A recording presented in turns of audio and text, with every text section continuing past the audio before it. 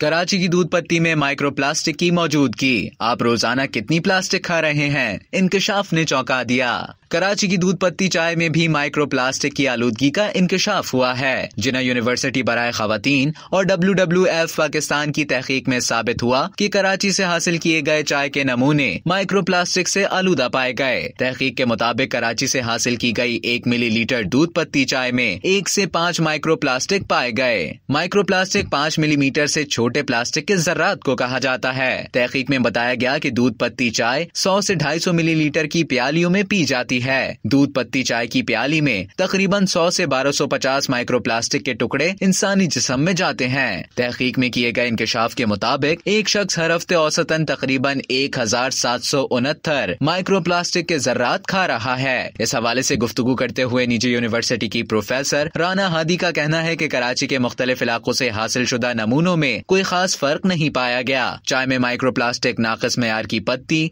दूध और चीनी से आते हैं। माइक्रोप्लास्टिक के जर्रात में ज्यादातर माइक्रोफाइबर प्लास्टिक मौजूद है। अब तक के लिए इतना ही। मजीद इसी तरह की मालूमात हासिल करने के लिए डेली जंग के YouTube चैनल को सब्सक्राइब करें और Facebook के पेज को लाइक करना ना भूलें।